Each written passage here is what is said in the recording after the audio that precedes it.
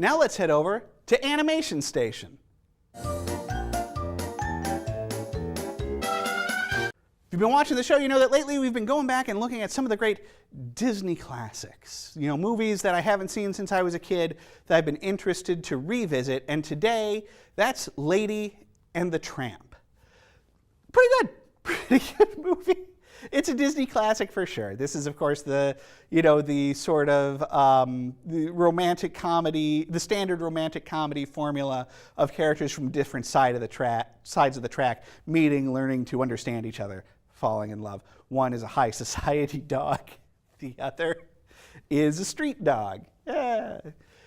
Listen, it's fun. It really is. It's a fun movie, and it remains in the memory for a lot of reasons. There's some fun adventure here. Obviously, the spaghetti sequence is super memorable. What I want to talk to you about today, though, is the stuff that I don't remember from the movie from when I was a kid, right? Because we all remember this movie, but there are certain things that I didn't. For example, I did not realize that this movie was in Cinemascope, meaning that this is classic Disney animation, but done in nice widescreen format. And that might not matter to a lot of you. It's pretty nerdy, but it was still interesting and fun for me to see. So many of those old Disney classics, Snow White, Pinocchio, they're, in the old Academy 4:3 square ratio. It's just nice to see things, lush and filled out for the widescreen format. I also didn't remember when this movie was set. If you were to stop me on the street a couple weeks ago, it could happen, and assault me and say, hey, when is Lady and the Tramp set? I would have assumed that it was contemporary. It's a movie from, I believe, the 50s, so I would have assumed it took place in like 50s New York or whatever. Not the case. It takes place at the turn of the 19th to the 20th century.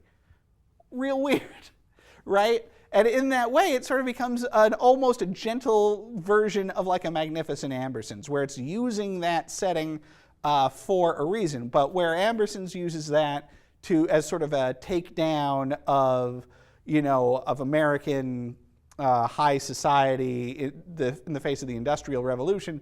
This seems like Walt Disney trying to hearken back to a simpler time in that nostalgic sense of the time he grew up in that you see in the parks a lot, especially in Main Street, USA. And it's that thing that we all do that, in the 70s we had for the 50s, and now that we seem to have for, I guess, still the 50s, as well, that was a simpler and better time, but, definitely had its own weird problems that are, of course, glossed over here because this is not that sort of movie. The other thing about this, and we noticed this in Peter Pan as well, racial stereotypes abound. There's Irish stereotypes, there's Scottish stereotypes. The We Are Siamese number is super unfortunate. And by the way, I thought those cats were in this movie a lot more. They're just in it for like that one song. It's super weird. That said, we're 3 reviews into the show today, and it seems like I'm enjoying movies, but with caveats, and that's certainly the case for Lady and the Tramp. Still, once you get past that kind of business, it's still a really fun movie, a real classic. Lady and the Tramp, 4 stars.